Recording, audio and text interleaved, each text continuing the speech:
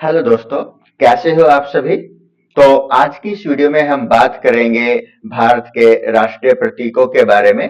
पहला प्रश्न है, भारत के राष्ट्रीय ध्वज की लंबाई और चौड़ाई का अनुपात कितना है। यानी कि जो भारत का राष्ट्रीय ध्वज है उसकी लंबाई और चौड़ाई का अनुपात हमने बताना है। तो ये अनुपात कितने का होता है?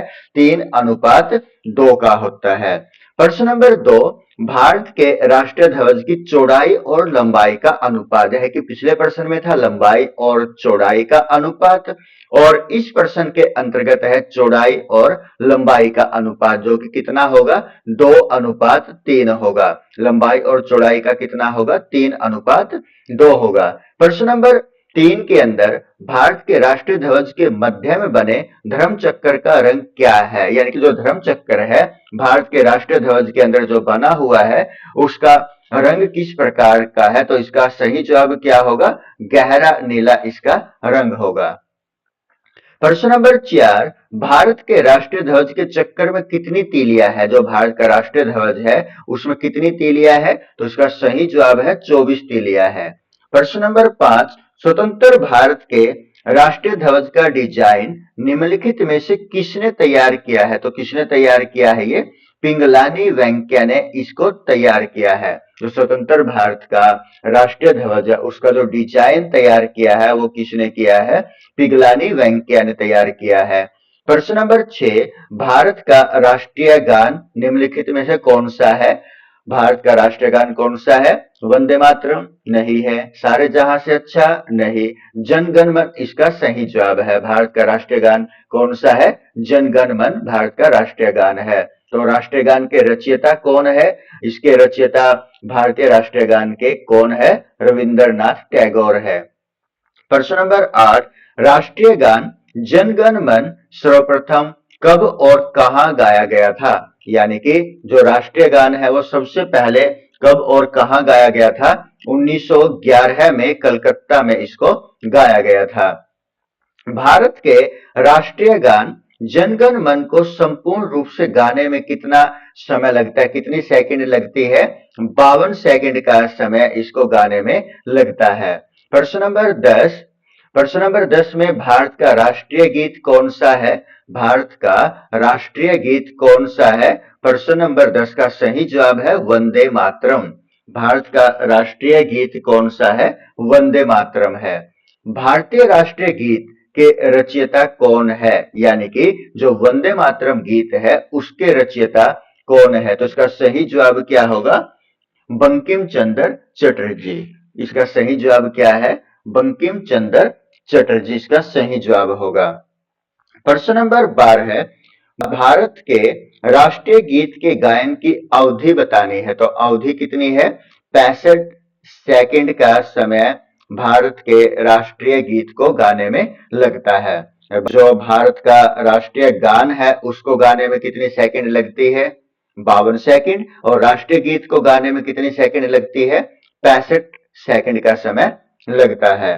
प्रश्न नंबर 13 है, भारत का राष्ट्रीय गीत वंदे मातरम सर्वप्रथम कब गाया गया था। कब गाया गया था इसको? 1896 ईस्वी में इसको गाया गया था।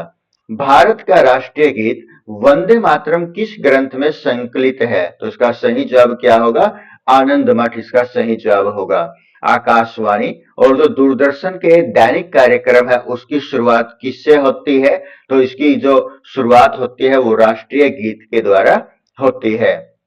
प्रश्न नंबर 16 है, सारनाथ स्थित राष्ट्रीय स्तंभ का कौन सा भाग राष्ट्रीय प्रतीक के रूप में लिया गया है। यानी कि जो सारनाथ स्थित राष्ट्रीय स्तंभ है उसका कौन सा भाग हमने बताना है राष्ट्रीय प्रतीक के रूप में लिया गया है।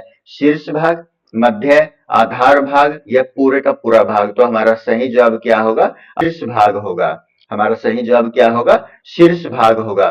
प्रश्न नंबर 17 है, भारत के राष्ट्रीय प्रतीक में निम्नलिखित में से कौन सा पशु दृष्टिगत नहीं है। तो कौन सा ऑप्शन हो सकता है? सिंह दृष्टिगत है, सांड भी, घोड़ा भी, जबकि हिरण नहीं है। तो हमारा सही जवाब क्या होगा? हिरण होगा। प्रश्न नंबर 18, भारत के राष्ट्रीय प्रतीक चिन्ह में कितने शेर दिखाई देते हैं। तो कितने शेर दिखाई देते हैं? हमें यहाँ पर 3 शेर दिखाई देते हैं। प्रश्न नंबर 19, भारत का राज चिन्ह अशोक महान द्वारा सारनाथ में स्थापित सिंह स्तंभ से लिया गया है। इस राज चिन्ह के मूल स्तंभ में कितने सिंह है, कितने शेर है, तो उनकी संख्या कितनी है? 4 है। प्रश्न नंबर 20, भारत के राष्ट्रीय संवत के रूप में किस संवत को मान्यता प्रदान की गई है? तो इसका सही जवाब क्या है? शक संवत। प्रश्न नंबर 21, शक संवत पर आधारित राष्ट्रीय पंचांग प्रथम मास कौन सा होता है? प्रथम मास शक संवत पर आधारित राष्ट्रीय पंचांग पर कौन सा होता है? तो हमारा सही जवाब क्या होगा?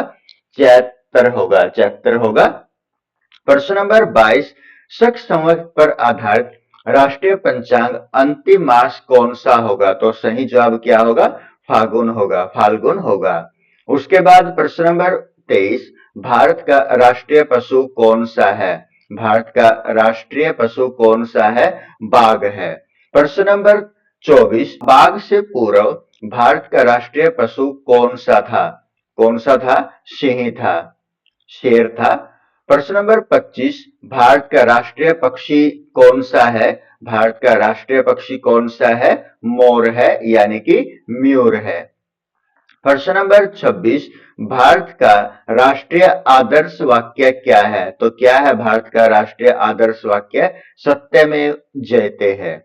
निम्नलिखित में से किस पशु को भारत के राष्ट्रीय प्रतीक में स्थान नहीं मिला है? किसको नहीं मिला है? सांड को मिला है, घोड़े को मिला है, सिंह को मिला है, जबकि ऊंट को नहीं मिला। तो हमारा सही जवाब क्या होगा?